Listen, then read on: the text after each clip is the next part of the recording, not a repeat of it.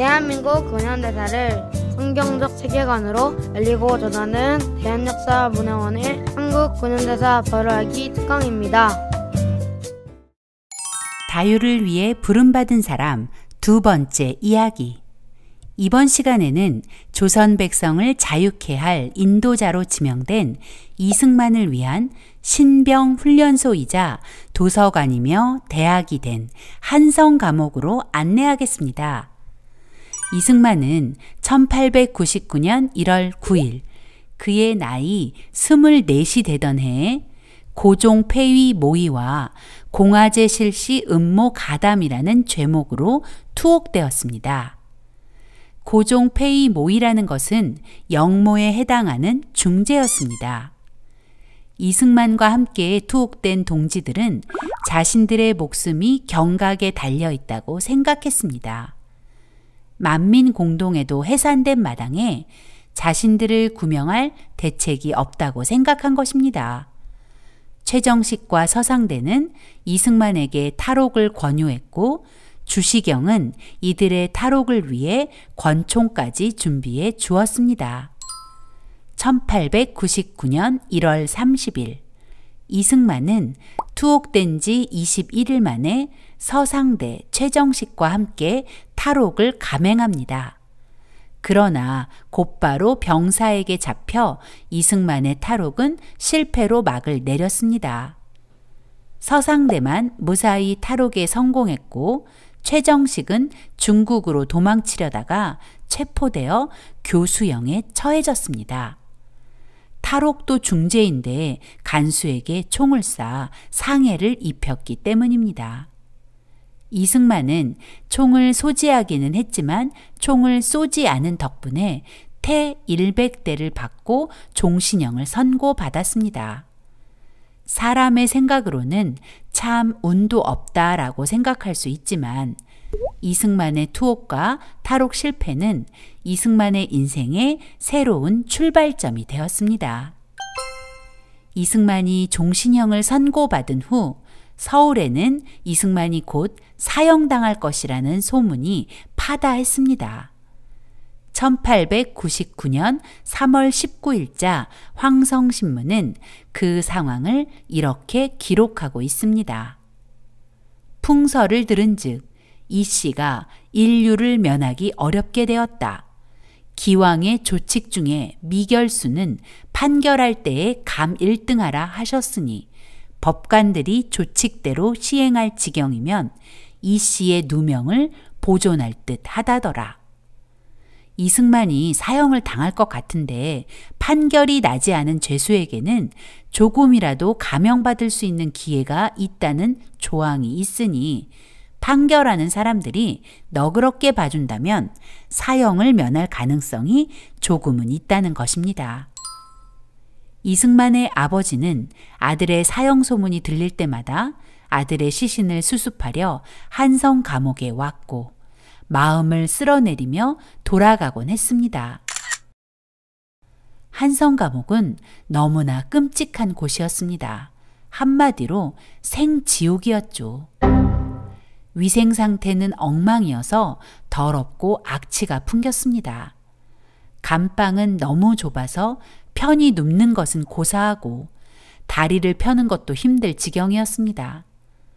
한 사람에 허용되는 공간은 고작 가로, 세로 70cm 정도밖에 안 되었으니까요. 1902년 6월 한성 감옥에 수감되어 약 2년 동안 이승만과 함께 수감 생활을 한 김형섭에 의하면 한성 감옥이 얼마나 비위생적이고 비좁았는지 알 수 있습니다. 김형섭이 처음 한성 감옥에 투옥되던 밤, 김형섭이 마주한 감방은 악취가 진동하여 문틈을 통해 숨을 쉬어야만 버틸 수 있었습니다. 또 아침이 되어 감방 안을 둘러보니 감방 한 칸에 50여 명의 사람들이 진흙 속 뱀장어처럼 벌거벗은 채로 앉아서 잠을 자고 있었다고 합니다. 뿐만 아니라 한성 감옥은 날마다 무서운 고문이 이어졌습니다. 특별히 정치범들에게는 너무나 가혹한 곳이었습니다. 정치범들은 대부분 긴 칼을 목에 메고 발에는 족쇄가 채워져 있었습니다. 더구나 논리도 없이 막말을 뱉어내는 일반 잡범들 사이에서 느끼는 모욕감은 이승만과 같은 정치범들을 더 고통스럽게 했을 것입니다. 에디 선교사의 글을 보면 한성 감옥에 수감된 정치범들의 고통을 짐작하게 합니다. 그들의 감옥이란 이루 형언할 수가 없다. 자백을 받아내거나 남을 연루시키기 위해 자주 고문을 가하고 그곳엔 죄수들의 인권은 존재하지 않았습니다. 또 정치범들은 흉악범, 무례한들 속에서 간수들과 동료 잡범들에 의해 잔인하게 취급받았습니다. 즉, 정치범들이 겪는 고문은 죽음의 고통이었습니다. 비위생적인 한성 감옥은 벌레가 득실거렸습니다. 특히 빈대가 많았죠. 김형섭의 증언에 의하면 나를 고통스럽게 한 것은 칼의 무게가 아니라 발끝에서 목까지 온 몸에 기어오른 빈대의 물이었다. 빈대는 온몸이 온통 빨갛게 부풀어 오를 때까지 피를 빨아먹었다. 그러나 칼과 형틀에 묶여있던 나는 방어할 방법이 없었다. 가끔 나를 불쌍히 여긴 간수들이 빈대무리를 내 몸에서 쓸어내 주었지만 빈대는 사라질 리 없었다. 무관학교 출신인 내가 빈대들의 공격에는 항복할 수밖에 없었고 나는 다만 죽기를 바랬다고 합니다.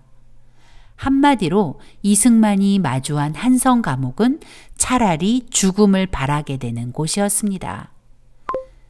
17개월 동안 나는 10kg 정도의 무게의 나무로 만든 형틀 칼을 목에 걸고 있었고 두 발은 족쇄에 묶이고 양손에는 수갑을 찬 상태로 앉아 있어야 했다. 다른 죄수들은 여러 차례 몰래 들여 아침 신문에서 내가 밤사이에 처형되었고 내 부친이 내 시신을 찾아가 묻기 위해 감옥소로 왔다는 기사를 눈물로 읽어주곤 했다. 사형 선고를 받은 한 살인자가 나와 같은 나무칼에 묶여 있었다. 어느 날 아침 형무소 문이 갑자기 활짝 열리더니 간수와 사형 집행인 그리고 순검이 감방 안으로 뛰어들어왔다. 모두들 나를 쳐다보았고 나는 사형 집행인에게 인도되기를 기다리고 있었다. 그러나 그들이 나무칼을 풀었을 때 그들은 살인자를 데려가고 나를 다시 묶어두었다. 내가 다음 차례일 거야 라고 내 자신에게 말했고 내가 빨리 죽어 이 고통에서 벗어났으면 하고 바랬다. 이승만의 마음은 가난할 대로 가난해졌습니다. 신문과 만민공동회를 통해 조정을 신랄히 비난하던 이승만은 이제 온데간데 없었습니다.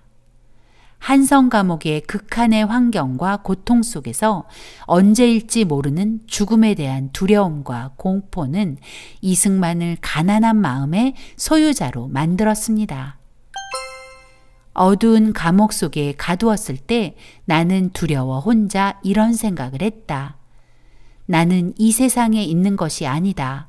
조금만 있으면 다른 세상에 갈 터인데 저 외국 사람들이 나에게 말해준 예수를 믿지 않았기 때문에 그 세상의 감옥에 가 있게 될 것이다. 그때 나는 그들이 말하던 예수를 믿지 않고 있었다. 그런데 내가 어디선가 들었던 말이 떠올랐다. 내가 너의 죄를 회개하면 하나님께서는 지금이라도 용서하실 것이다 라는 말인데 그 말이 나의 마음에 떠오르자마자 나는 나의 목에 걸려있던 나무칼에 머리를 숙이고 오 하나님 나의 나라와 나의 영혼을 구하여 주시옵소서 하며 기도했다. 이승만은 두려움과 절망 속에서 선교사들의 설교가 떠올랐고 자신의 한계를 고백하며 기도하게 된 것입니다. 자신도 모르게 이런 기도를 한 이승만은 하나님에 대해 알고 싶어졌습니다. 이승만은 에비슨 선교사에게 영어 성경을 부탁했습니다. 에비슨 선교사는 에디 선교사를 통해 신약 성경을 반입해 주었습니다. 이승만은 성경을 받고 너무나 기뻤다고 합니다. 하지만 한성 감옥에서는 어떤 종교 서적이나 신문조차도 허용되지 않았고 더구나 형틀에 묶인 상태에서 성경을 읽는다는 것은 불가능한 일이었습니다. 그런데 죄수 중 하나가 간수가 오는지 망을 봐주고 한 사람은 책장을 넘겨주어 성경을 읽을 수 있었다고 합니다. 성경은 이승만을 완전히 다른 사람으로 바꿔버렸습니다. 여전히 그는 좁고 더럽고 벌레가 득실거리는 한성 감옥에 있었지만 이제 그의 마음은 더 이상 갇힌 자가 아닌 자유인이었습니다. 아, 예수님이 진짜 나의 구원자시구나. 내가 오늘 죽는다 해도 구원받을 수 있구나 라는 확신과 함께 감옥 안으로 빛이 가득해지는 은혜를 체험하게 되었습니다. 또한 성령 세례를 통해 이승만은 이 나라의 구원자는 자신이 아니라 하나님이시라는 것을 깨닫게 되었습니다. 그리고 그의 첫 기도가 자신의 의지로 한 기도가 아니라 성령의 인도하심이었다는 것을 알게 되었죠. 오 하나님, 나의 영혼을 구원하여 주옵소서. 그리고 나의 나라를 구원하여 주옵소서. 이 기도는 개인의 구원에서 끝나지 않고 구원의 목적이 있다는 고백입니다. 즉, 자신의 구원은 조선을 구원하기 위한 하나님의 계획이라는 것. 그리고 그 일은 자신의 의지와 방법으로 되는 것이 아니라 전적으로 하나님의 인도하심을 따라 이루어진다는 것을 고백한 기도였던 것입니다. 이승만이 한성 감옥을 출소하고 미국에 유학 중일 때 미국 피츠버그에서 열린 선교대회에서의 연설은 그의 변화를 잘 보여줍니다. 훌륭한 부처와 공자의 지혜를 추앙하던 이승만의 입에서 조선 사람들은 변화되어야 합니다. 그러나 공자나 부처는 그것을 하지 못합니다. 조선의 참다운 구원은 오직 이 세상의 구세주이신 예수님만이 하실 수 있습니다. 는 고백이 나오다니 정말 놀라운 변화죠. 이런 것을 세계관의 변화라고 합니다. 바로 기독교 세계관의 사람이 된 것이죠.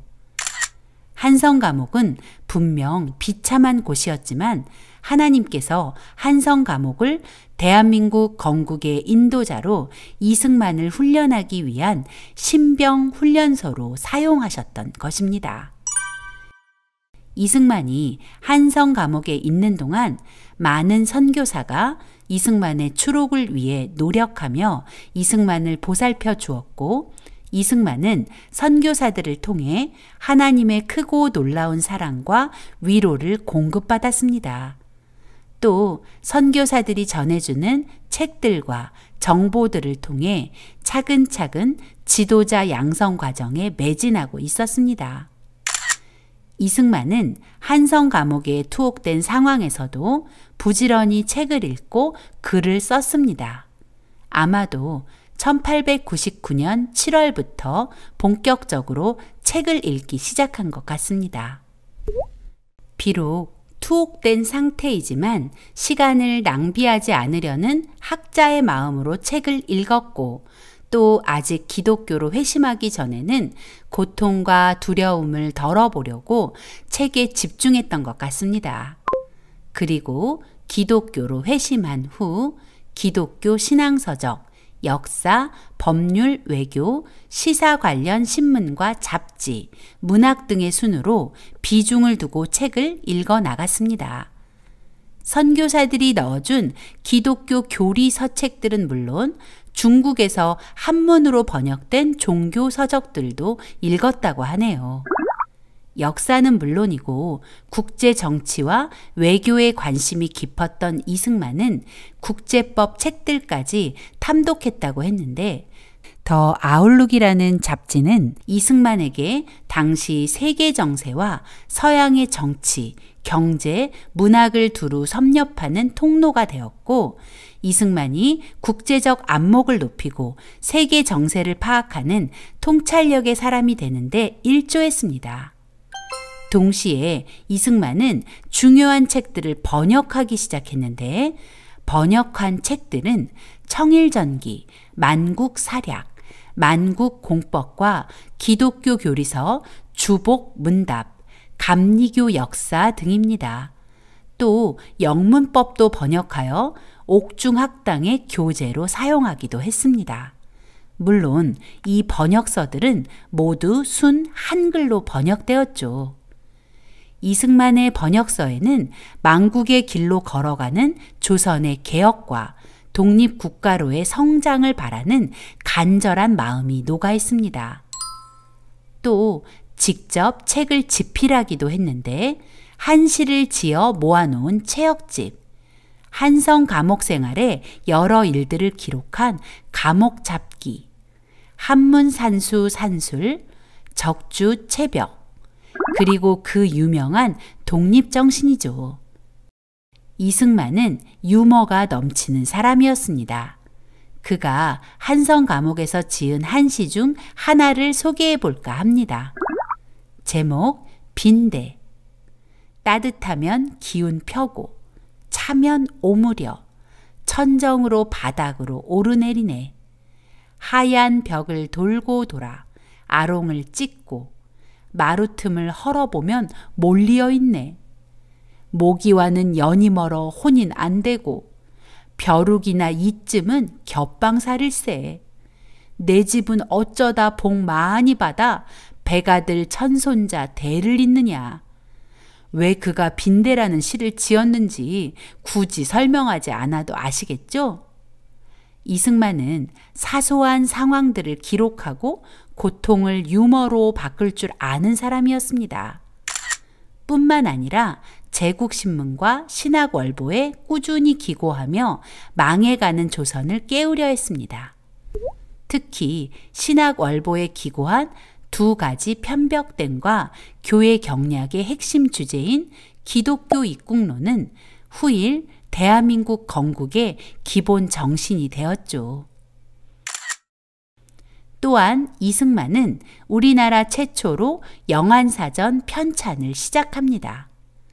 아펜젤러 선교사가 넣어준 웹스터 영어사전과 일영사전을 보며 단어 하나하나를 정리해야 하니 일본어 공부도 저절로 되었다고 합니다. 그러나 그 사전은 A항에서 시작해서 F항 중반에 중단되고 말았습니다. 그 이유는 1904년 2월 러일 전쟁이 발발하자 독립정신을 지필해야 했기 때문이죠. 신흥우는 이승만을 위해 빨간 물감을 몰래 반입시켜주며 이승만이 글을 쓸 수 있도록 도움을 주었고 1900년 2월 한성 감옥에 새 서장으로 부임한 김영선은 이승만이 많은 책을 읽고 글을 집필하도록 보호자가 되어주었습니다. 이런 사실들은 오랜 벗 신흥우의 증언으로 확인할 수 있습니다. 그 당시 감옥은 곡식 창고를 개조한 것이었는데 흙바닥엔 돗자리를 깔았고 겨울엔 난로를 주지 않아 죄수 각자가 이불을 가져다 썼다. 글을 쓸 수 있는 그 무엇이나 책은 일체 못 들여오게 되어 있었지만 간수들은 우리 일을 묵인해 주었다. 우남은 일영사전을 가지고 있었고 아펜젤러와 벙커씨는 잡지 뉴욕 아웃룩과 독립신문을 들여보내 주었다. 죄수들은 일척 직경쯤 되는 항아리를 가질 수 있었는데 이승만은 그 항아리를 눕혀놓고 그 속에 몰래 들여온 양초를 켜놓고 공부를 하곤 했다. 간수들이 올 때는 항아리를 벽 쪽으로 돌려놓으면 불이 보이지 않았다. 이승만은 그러면서 영어를 공부했다. 미국 잡지들이 그의 교과서였다. 그는 붉은 물감을 몰래 들여와 잉크를 만들어 낡은 잡지에 붓 글쓰기 연습도 하였다. 그리고는 눈을 감고 잡지에서 읽은 문장들을 외웠다. 그는 사전에 있는 영어 단어를 모두 외우는 것이었다. 이승만은 절망의 상황에서도 시간을 허비하지 않았습니다.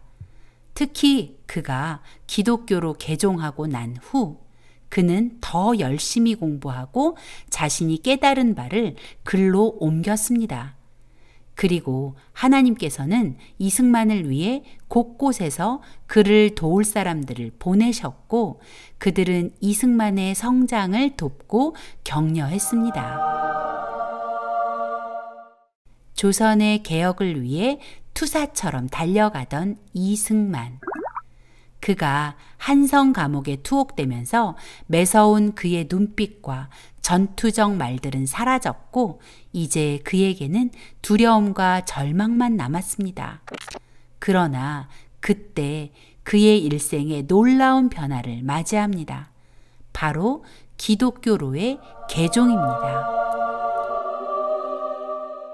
한성 감옥은 절망의 장소가 아니라 이승만을 위한 신병 훈련소, 대학, 그리고 도서관이었습니다.